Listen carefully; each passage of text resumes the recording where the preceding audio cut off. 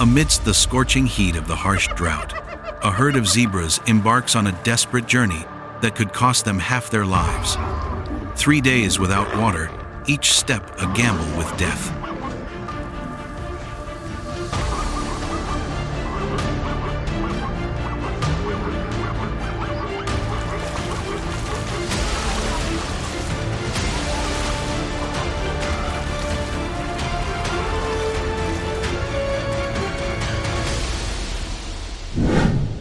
A desperate journey. Zebras cross a drought-arid region for 3 days without water. The drought on the East African savanna doesn't begin with a hot wind, but with silence.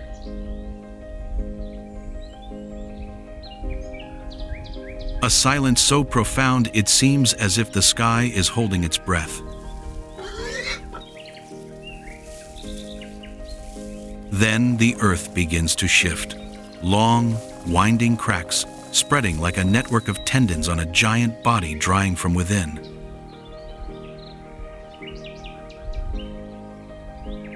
Sunlight falls directly, without passing through any moisture, striking every rock and blade of grass, causing the entire space to vibrate with heat as red as molten steel. The Saharan wind sweeps across the land like a fiery silk ribbon, swirling fine dust into faint wisps of smoke.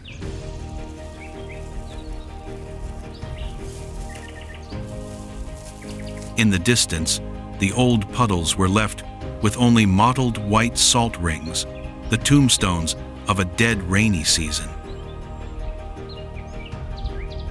Against this desolate backdrop, black and white stripes began to appear, slowly but steadily.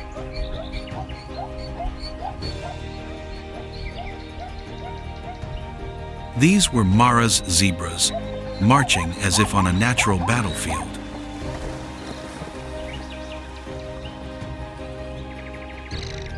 Zebras are masters of endurance.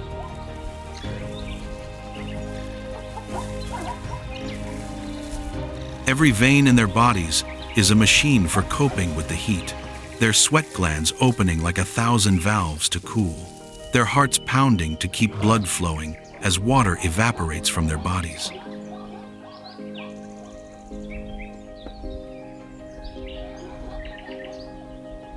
But today, even those evolutionary advantages were being tested to the point of shattering.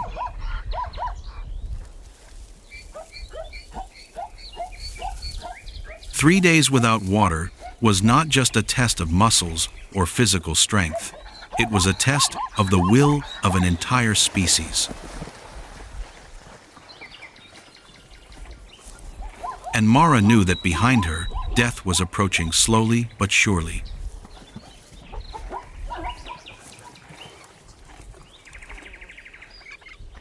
Ahead, there was no guarantee, except for the vague possibility that somewhere there was still a water source not destroyed by the drought.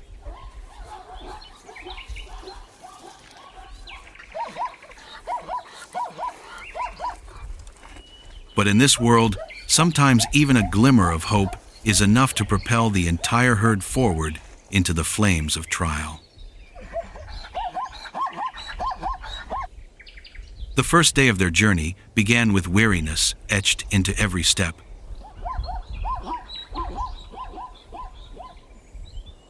No one in the herd could say it, but their drooping ears and bowed heads spoke volumes.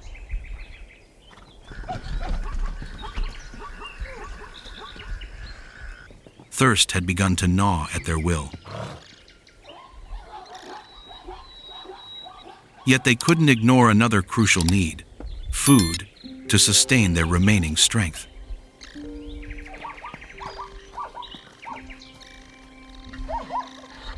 Mara led the herd to a patch of withered yellow grass, where a few clumps of dry grass still clung to the ground.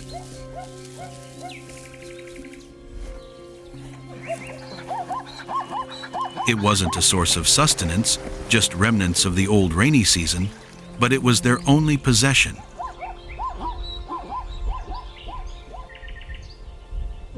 The zebras understood the trade-off well. They would expend energy digesting it, but without food, their bodies would collapse before nightfall. On the dry savanna, sometimes there were only two choices: bad and worse. While the herd grazed with their heads bowed, a group of Thompson's gazelles suddenly appeared.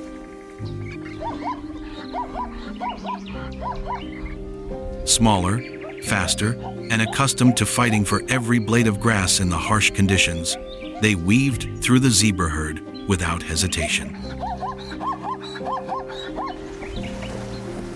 There was no collision. But the outcome was clear. Whoever seized the moment first would live longer. In the dry season, every encounter was a race against time, even if no one wanted it. The midday grew heavy. The air seemed to be compressed, slowing every movement. The prairie was as still water, until Mara heard a sound so faint it was almost imperceptible. The rustling of grass under someone's feet. Not wind, not a gazelle. Something else, more familiar. A leopard. Its silhouette swayed in the distance, blending into the swirling heat on the ground.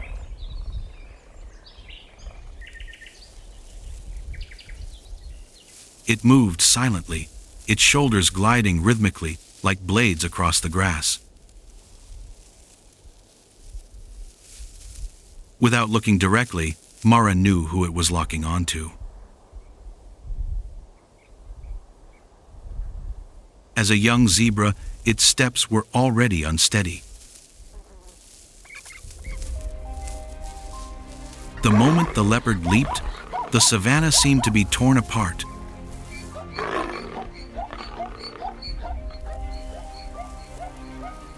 But the zebra herd was never a chaotic mob. They were a unified force when danger approached.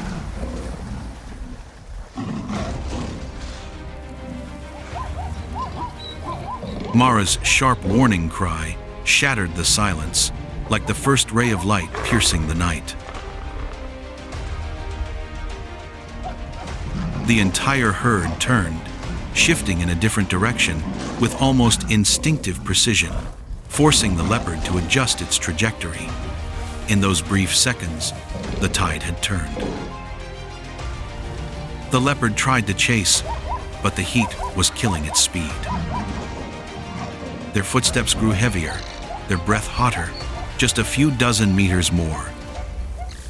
And its recklessness would become an irreparable burden.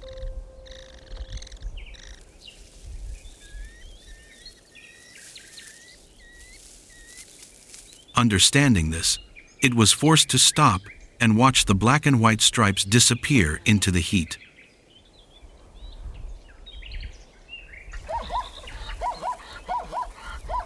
The zebra herd had held firm on the first day, not by strength, but by survival reflexes, solidarity, and Mara's ability to read every dangerous beat.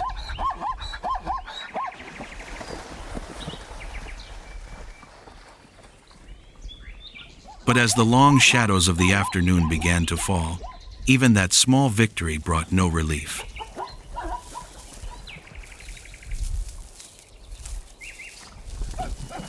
The thirst remained.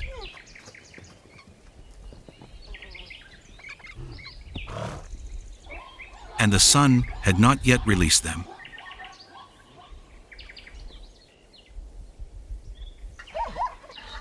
Monday began not with light, but with a heaviness spreading from each foot.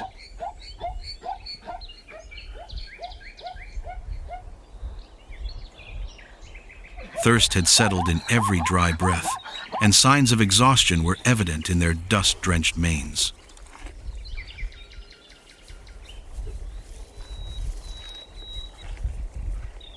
As the herd crossed the deep fissures of the land, like cracks in a crumbling world, they encountered other creatures also bowing before the cruelty of the drought.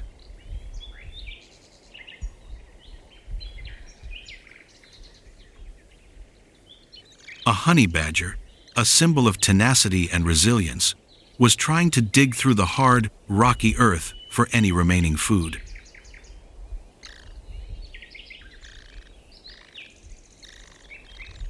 Though renowned for its unwavering fortitude, today it was slower, heavier, as if even the strongest had succumbed to the sun's pressure.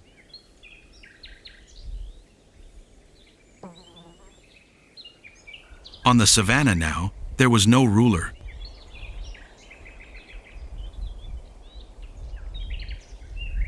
Only those who could endure longer.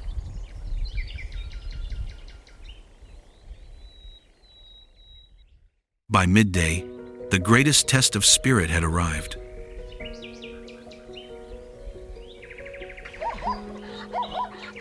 A young zebra, its small body more susceptible to dehydration than anyone else in the herd, trembled as it walked across the ground, so hot it seemed to be breathing in the heat from beneath the earth.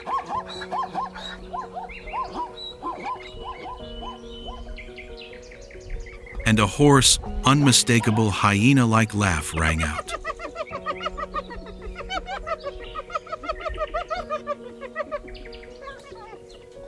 Three shadowy figures appeared, circling the herd like the hands of a clock counting down to a desperate moment.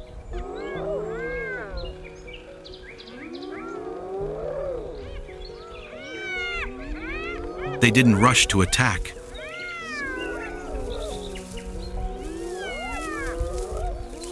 They observed.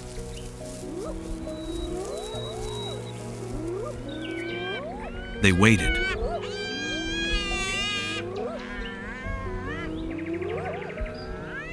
The hyenas didn't need to charge to win. They only needed the prey's weakness to be exposed.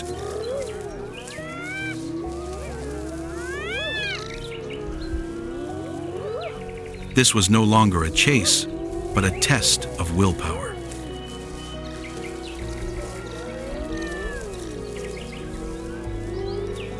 Mara stepped forward, issuing a warning.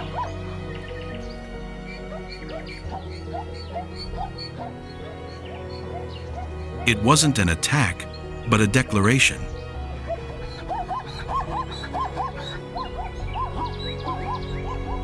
The herd hadn't given up yet.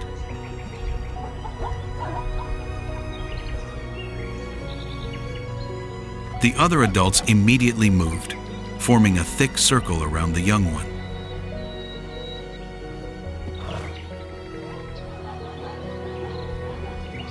A moment of silence, tense as a bowstring pulled to its limit.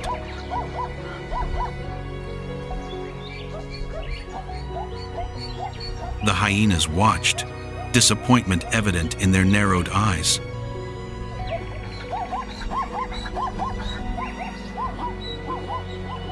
No one wins by violence there.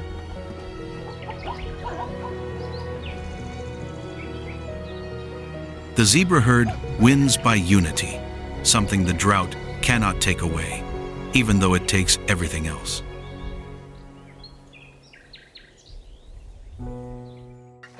By the time the sun sank below the horizon, the herd's bodies were visibly exhausted.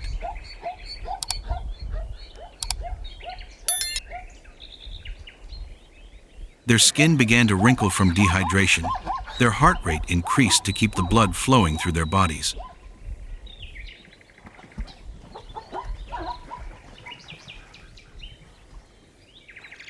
They were no longer running on brute force, but on pure willpower, a primal energy that only emerges when survival is pushed to its absolute limit. And danger never ceased to lurk around them.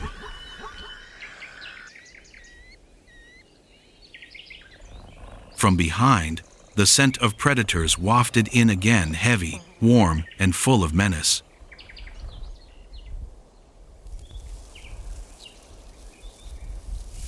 Lions, predators with eyes like two shards of mirror reflecting starlight.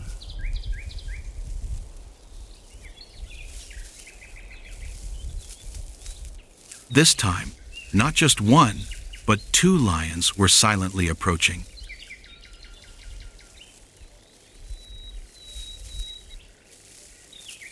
In the dry season, they knew hunting opportunities were few, and the zebra herd, though strong, was becoming the perfect target.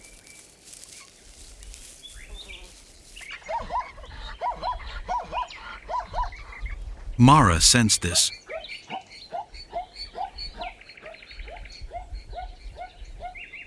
She issued a warning signal, and the herd immediately accelerated.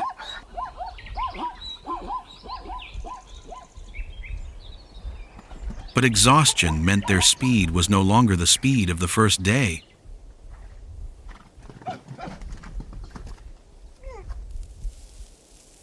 The lions suddenly increased their speed.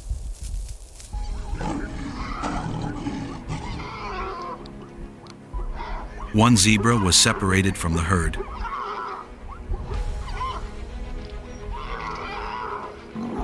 It tried to resist.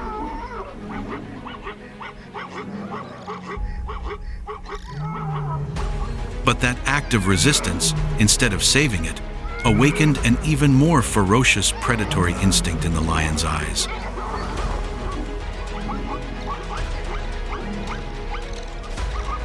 Everything happened so fast that the savannah seemed unable to breathe.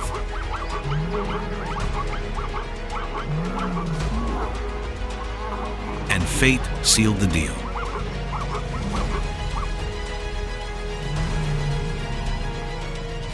The battle lasted for a few seconds in a chilling silence.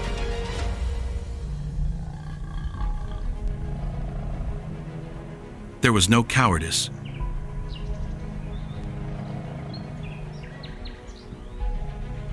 No sign of weakness.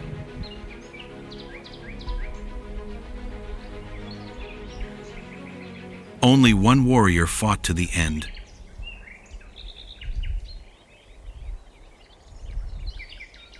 But nature, as always, was the ultimate arbiter.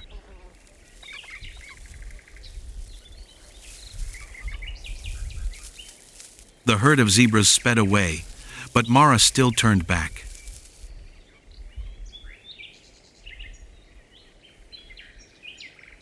She looked.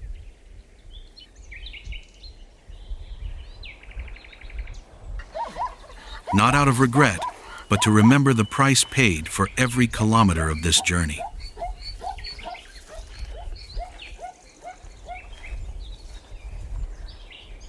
On the savannah, loss is not uncommon.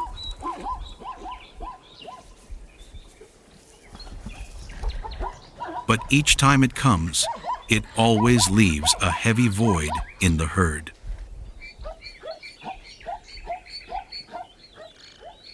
Day 2 ended not with victory, but with a cruel reminder.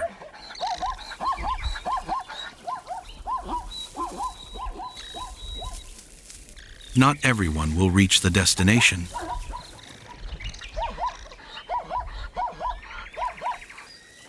And the 3-day journey without water was never a journey for the entire herd, but only for those strong enough to continue.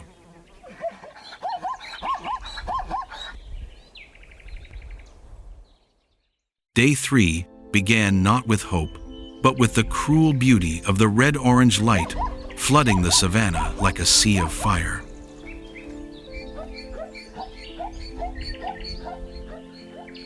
In that brilliant color, an old male collapsed.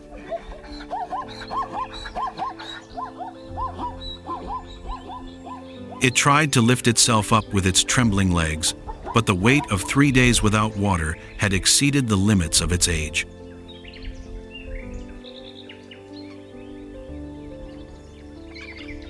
Mara mourned and then left.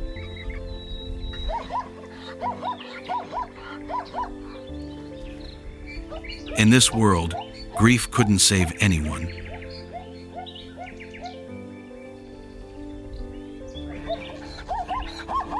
The herd had to move on.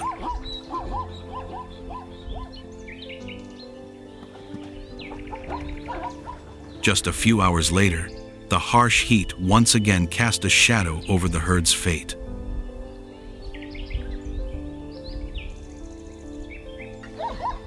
Ahead, a shimmering band of light, like water, stretched across the horizon.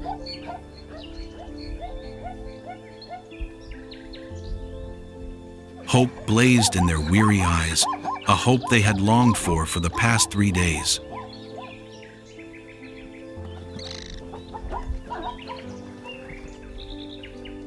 The herd quickened, the clatter of hooves like a resurgent heartbeat.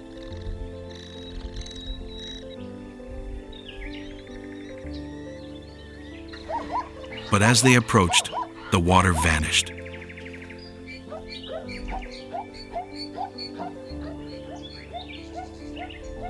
Only the heat warped the air, and the cracked ground reflected the sunlight like a mirror.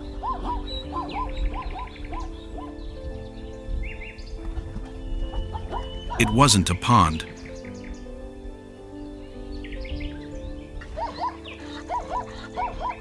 Just an illusion, a cruel joke of nature.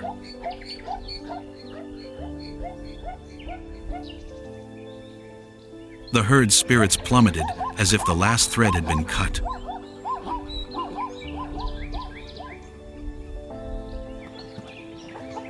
Some staggered, their eyes stinging and blurring from dehydration.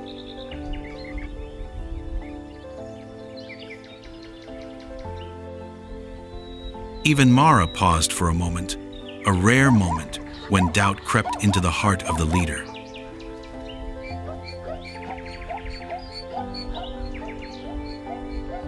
And then, dust rose in the distance.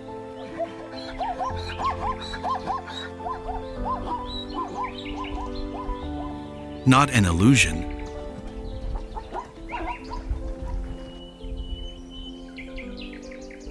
But dark silhouettes moving in a wide fan formation, the only organization a species uses when heading toward water.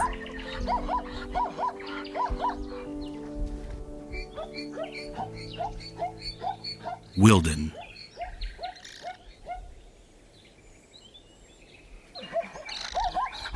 Mara's body tensed, instinct suddenly igniting like a spark in the wind.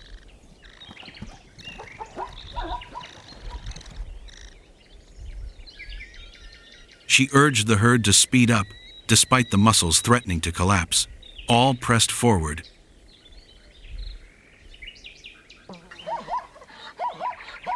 No one spoke.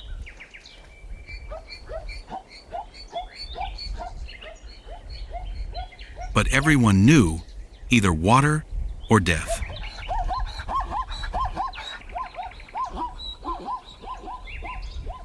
Finally, the damp smell of mud appeared on the wind.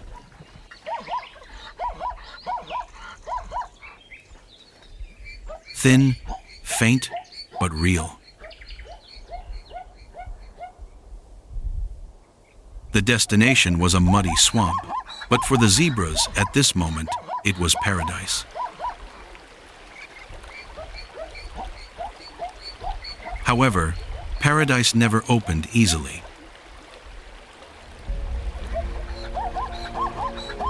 For beneath that mud lay the oldest gatekeepers of the savannah.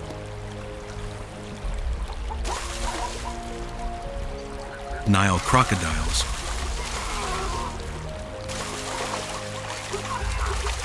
The moment the water touched its hooves, the surface of the water erupted.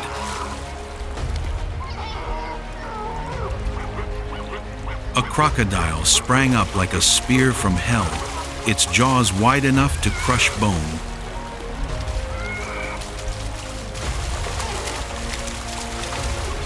It targeted the hatchling, the weakest, slowest, and easiest prey. But Mara wouldn't let fate repeat itself.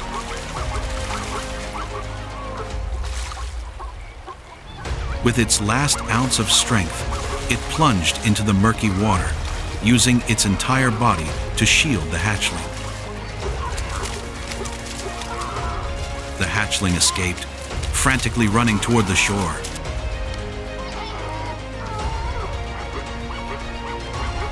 The first sounds rang out.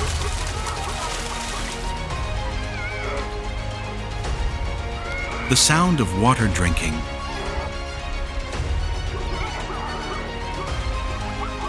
Loud.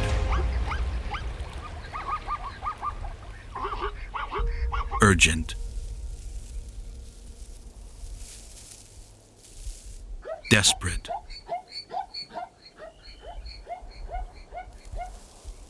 And full of life.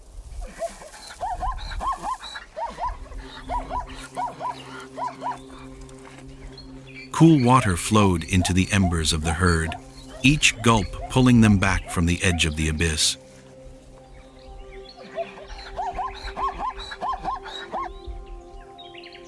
Mara stood for a long time.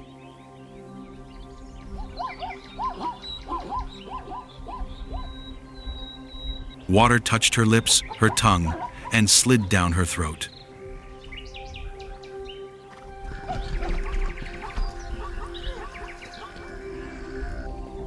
And for the first time in 3 days, her eyes softened, not just from liberation, but from the thought that they had accomplished the seemingly impossible.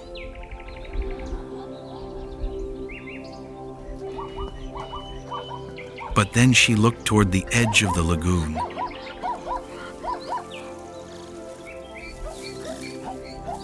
The water receded little by little.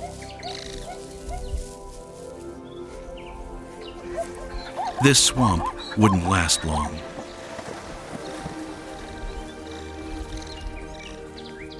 And the drought continued to grip the prairie like the hand of an invisible god.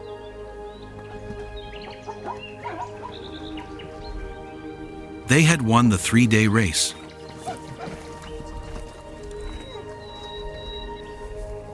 But here, victory is always temporary.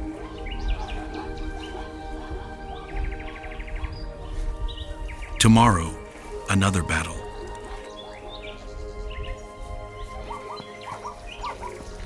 In a world where only those who endure survive, what do you think?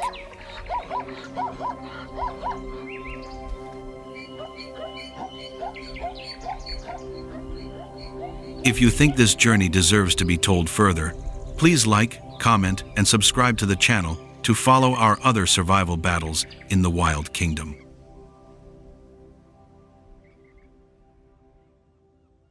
In the muddy waters of the Mara River, he lies still, as if he doesn't exist.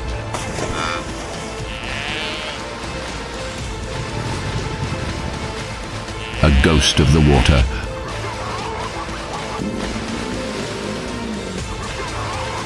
A nameless nightmare. The Mara River crocodile.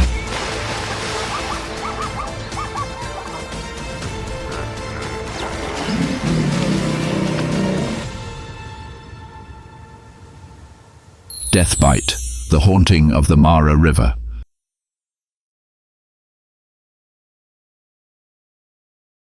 The Mara River.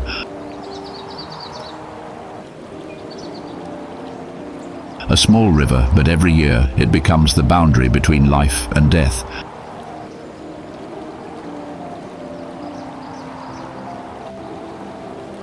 Located at the junction of the Serengeti and Masai Mara, this river carries more than just water. It carries destiny.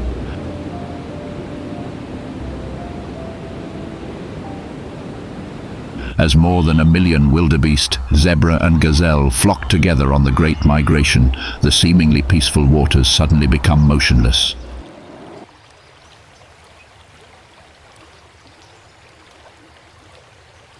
Not because it is calm, but because below, predators are holding their breath, waiting for their prey to come.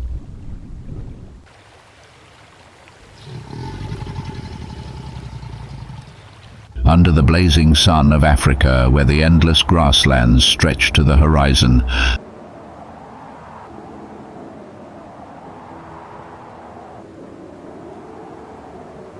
The great wildebeest migration is one of nature's most magnificent chapters.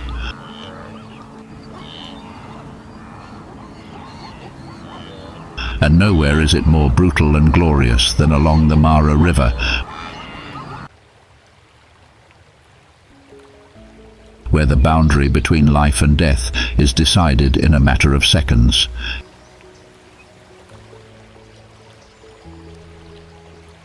Every year from July to September, more than 1.5 million wildebeest, hundreds of thousands of zebra and gazelle, leave the dry grasslands of the Serengeti and head for the lush lands of the Masai Mara.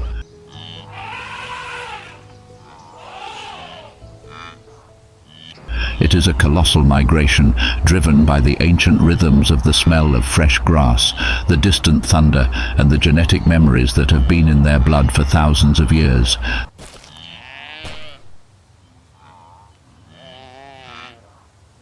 There are no leaders, no maps.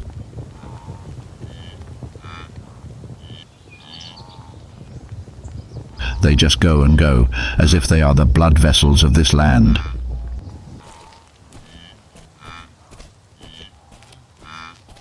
But the Mara River is the greatest challenge.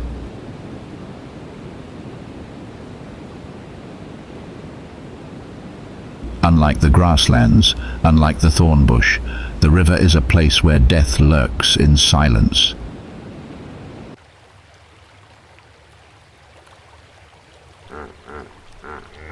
Herds of wildebeest gather on the banks, eyes wide open, steps hesitant.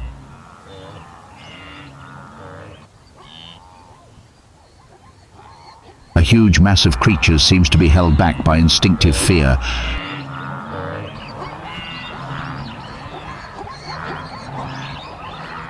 Because beneath that silent layer of water, the Mara crocodiles are motionless, hidden like living pillars of stone.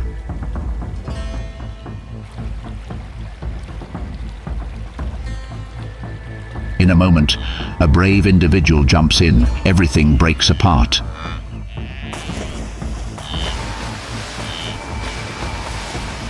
The whole herd rushes in chaos.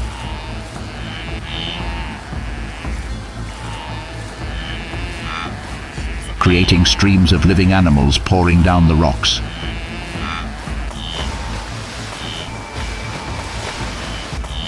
Water splashes high like foam.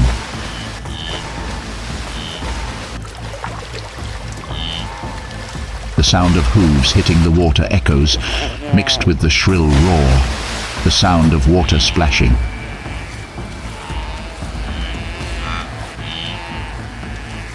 Life is condensed in a few minutes.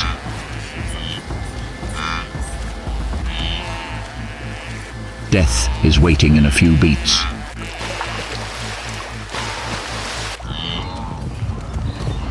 When the herd rushes down the river like a living flood, chaos becomes the real enemy.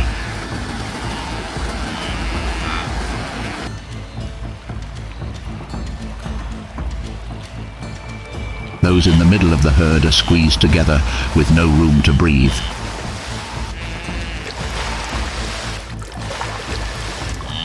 One misstep could cause the entire body to be trampled by hundreds of panicked hooves behind.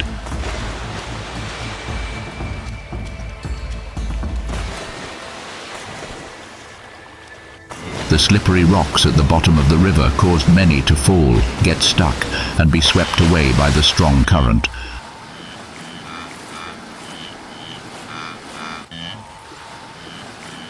Some were close to the shore, but because of a strong impact from their own kind, they were pushed back into the center of the death vortex.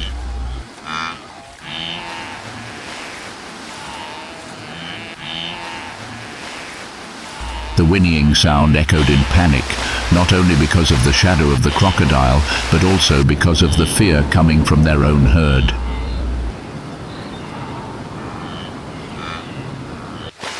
In those moments, there was no love, no comrades.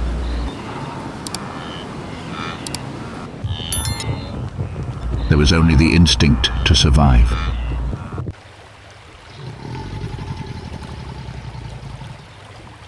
And those who fell would not be waited for.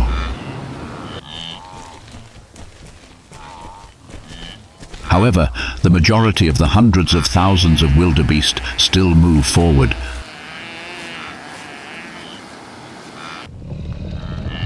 Soaked, shivering, with their skin torn by rocks and horns, they still step out of the river like warriors crossing the gates of life and death.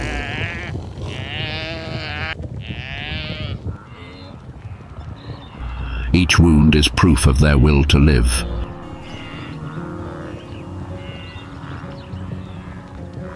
Each rapid breath is a declaration to nature. They have survived, not because they are stronger,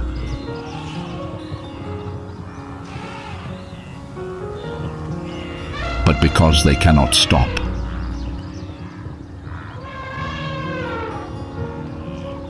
The journey is not over.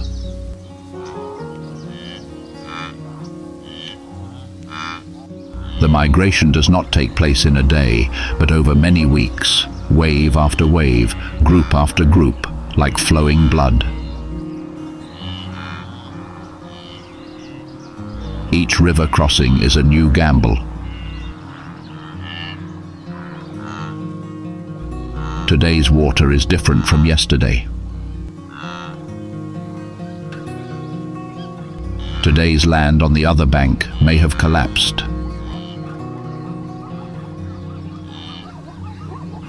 Crocodiles do not stay in one place.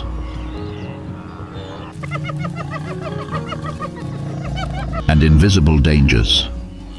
Fog. Deep mud, strong currents are always waiting to pull them back.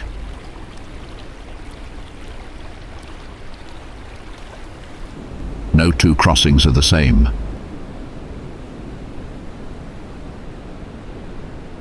No one is allowed to be complacent.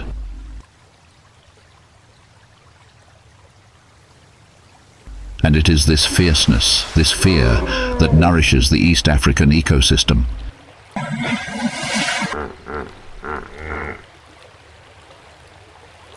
The migration is not just a journey to find water and grass, but the lifeblood of the savannah.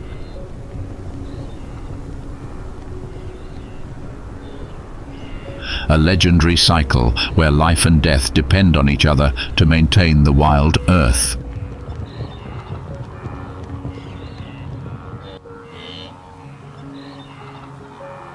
The Mara River becomes the place where natural selection is the most fierce. Many individuals are swept away by the water, trampled.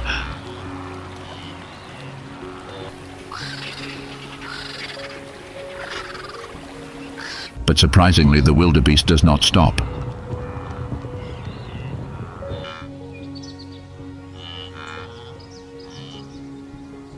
What is lost is for the rest to survive.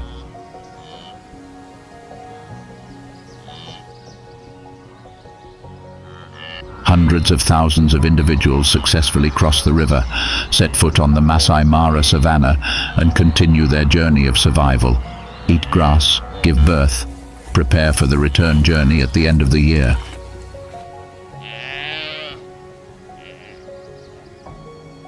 Unlike predators that need to coordinate in groups, Mara crocodiles are solitary killers, but they often gather in large numbers at river crossing points during the migration season, creating a silent fleet under the water.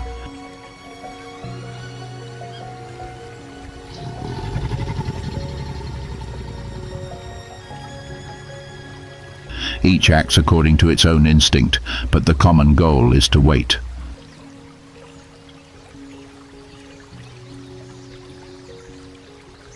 The Mara crocodiles are in no hurry.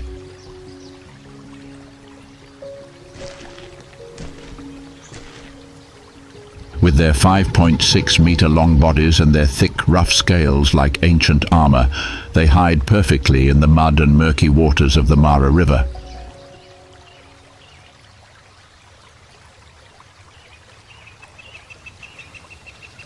Their eyes and nostrils are located high on their heads, allowing them to observe and breathe, while their bodies are almost completely submerged.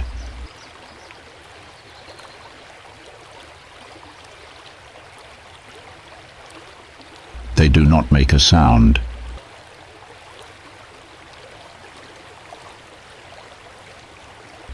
The Mara crocodile's tactic is to lie in wait. They hide motionless for hours.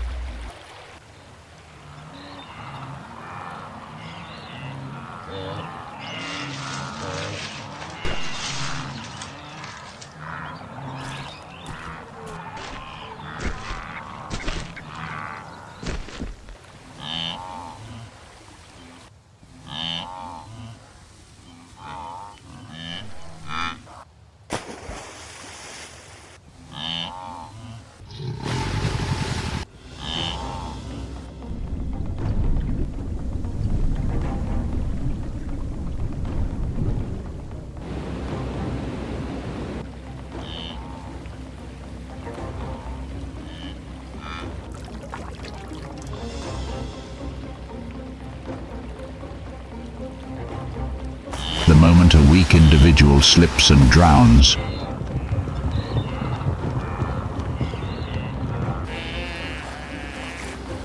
in a split second, a lightning-fast bite hits the prey's weak spot.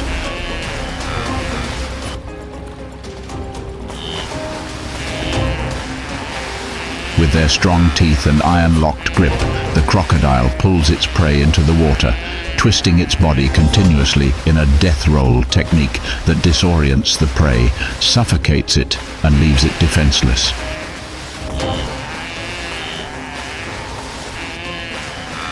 No need to rush, because the water and time are their allies.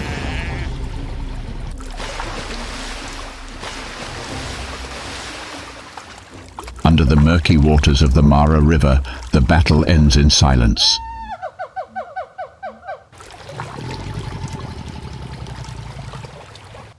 The crocodile has bitten the wildebeest.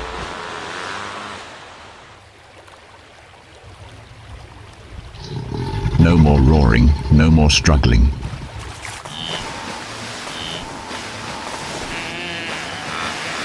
Just swirls of silent life spreading out, then vanishing as if there had never been life there.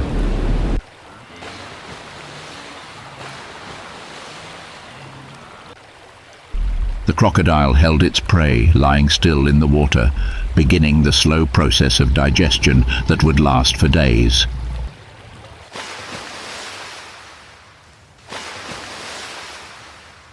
On the shore, the herd of antelope continued to cross. A life lost, but the journey of the species was not yet over.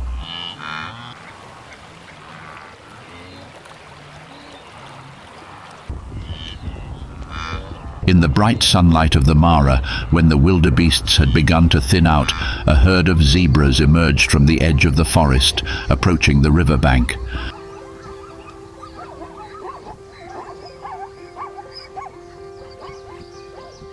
They were also part of the great migration across the Serengeti and Masai Mara, instinctively seeking greener lands when the dry season wiped out every last drop of water on the Savannah.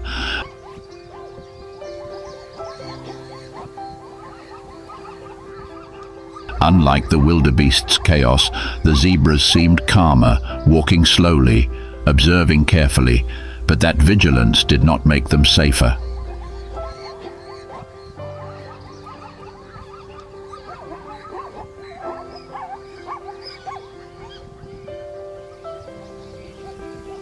When they reached the banks of the Mara River, the herd stopped.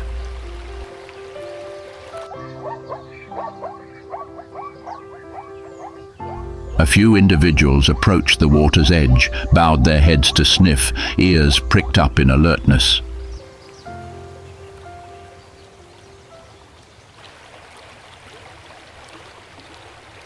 They knew that this was a life and death pass where crocodiles lurked in the mud.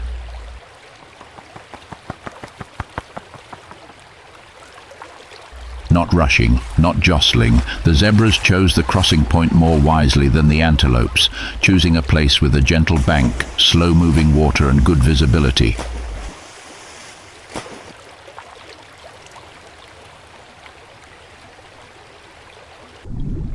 Speed and reflexes were the survival advantages of this species.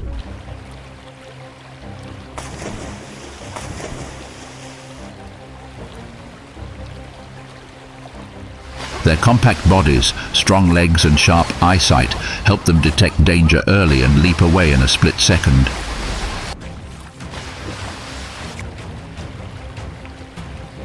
Many times Mara crocodiles have failed when they lunged forward to bite empty air because the prey had already jumped aside and accelerated to escape.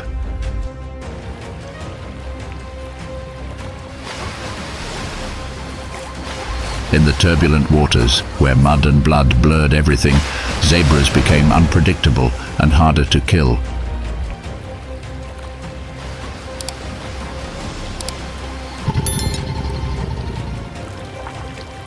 But reflexes do not always win over patience. A young zebra was just big enough to be unprotected, but not fast enough to avoid danger. The rushing water separated them from the herd in the blink of an eye.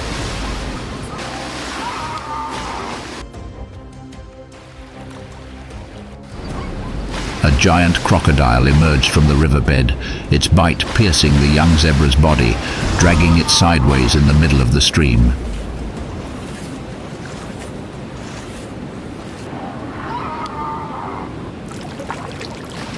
The battle happened so quickly that no one had time to intervene. The zebra became a meal for the crocodile.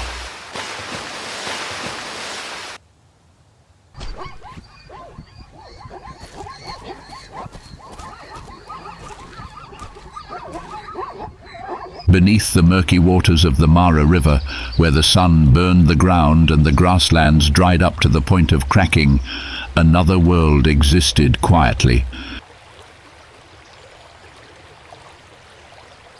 The underground kingdom of hippos.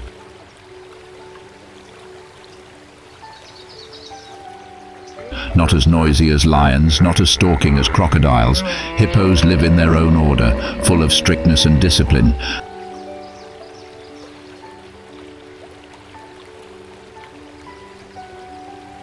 They gather in large groups called pods, which can number up to 30 individuals, sometimes more in the dry season.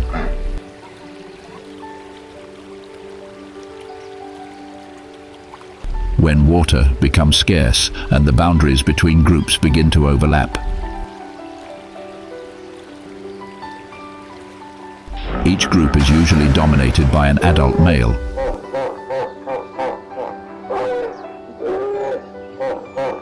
He is not only the leader, but also the one who controls the space, protects the so-called right to bathe.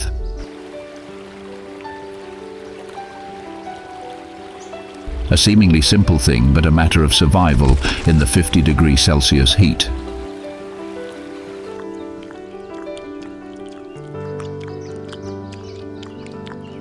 Young males, not strong enough to challenge, are pushed to the edge or forced to wander alone, not allowed to approach the female group unless they accept to fight for survival.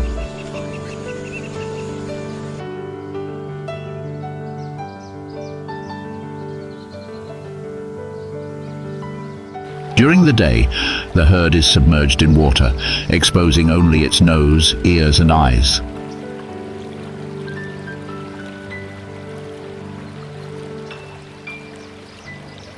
These 3 points allow it to breathe, hear and observe without leaving its comfort zone.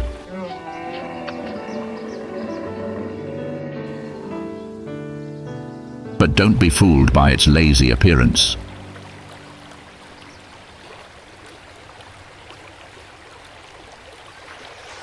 Every movement is observed, every snort carries a message.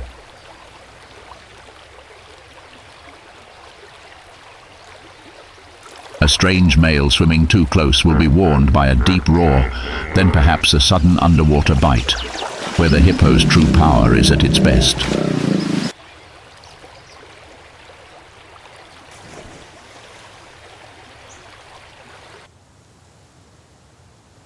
At night, the herd leaves the water to feed.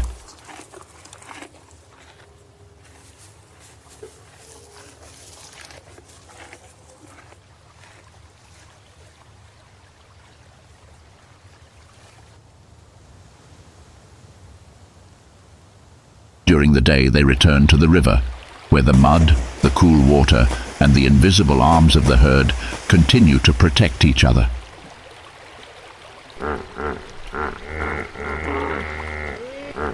Because for hippos, life is not only about muscle strength, but also about the tight bond in the order of the herd.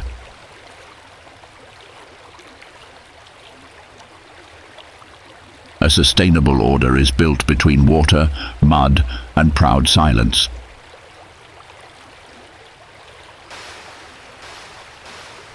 Hippos.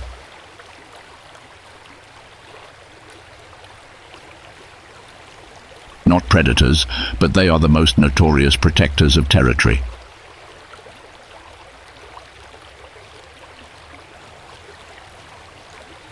As the water rippled and a long shadow slithered slowly through the murky water, the herd of hippos stood firm in the middle of the Mara River, as if nothing was a concern.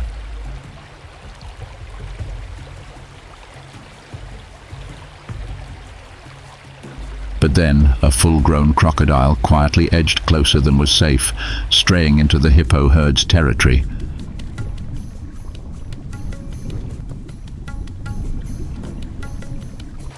That mistake was disastrous.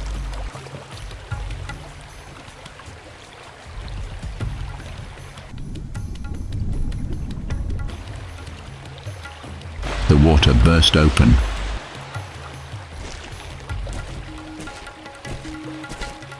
The herd turned without warning.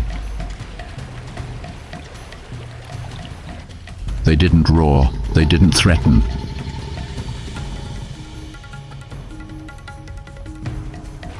They just charged forward in a pure fury of nature.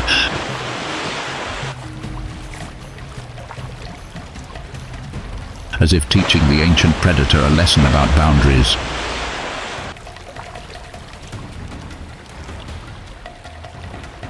The massive lower jaw opened without delay.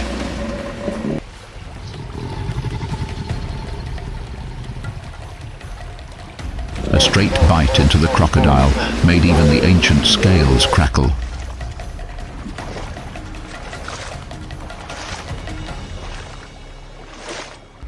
The chaos lasted less than a minute, but it was a minute of underwater hell.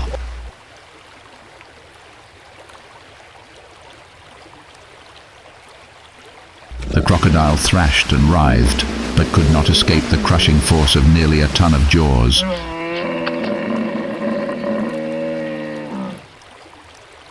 Its teeth, which had inflicted death on hundreds of creatures, were now useless against the violent madness of a mother.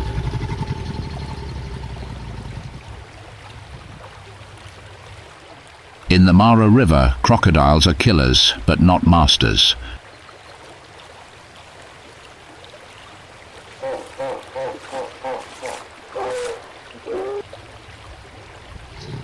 When they encounter a herd of hippos, they are no longer hunters, but have to flee, sometimes too late.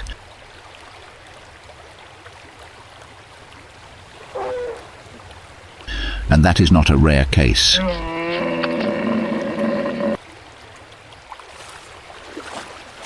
The long scars on the backs, the stumps of the tails, or the blind eyes of many crocodiles that have survived clashes with hippos are proof of that.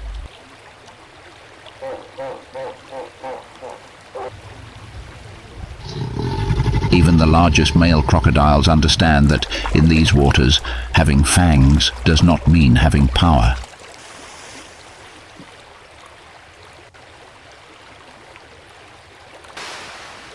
Because in the confrontation between the instinct to hunt and the instinct to protect, hippos do not fight for meals, they fight for boundaries, for their cubs, and for the honor of a creature that never knows fear.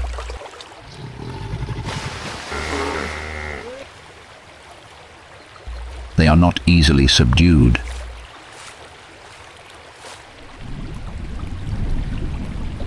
A proud monument in the middle of the Mara River.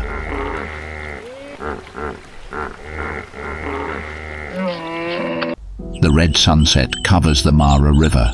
When the sound of hooves gradually fades, the foam has settled and the mud has dried on the skin. Life does not stop.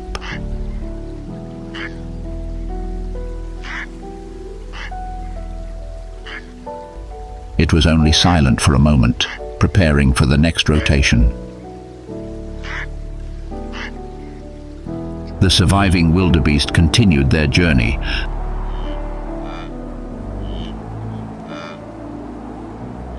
They did not stop to mourn the fallen because time here was not for tears.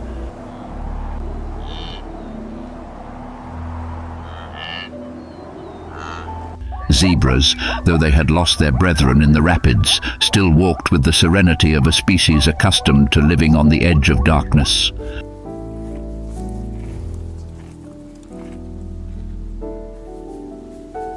Crocodiles, sated after fatal bites, sank back into the murky water, motionless as if no one had ever died under their jaws.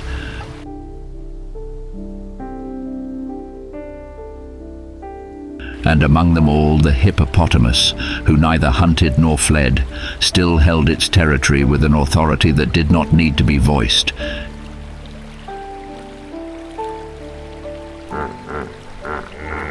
Indomitable.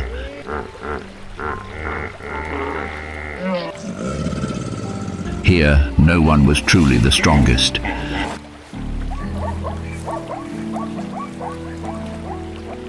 There were only creatures brave enough not to stop.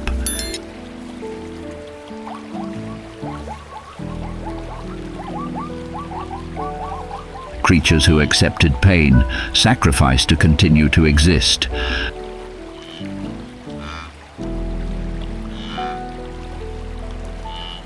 That was the silent but absolute law of nature. Life did not give chances. It demanded every heartbeat to scream that it was worthy.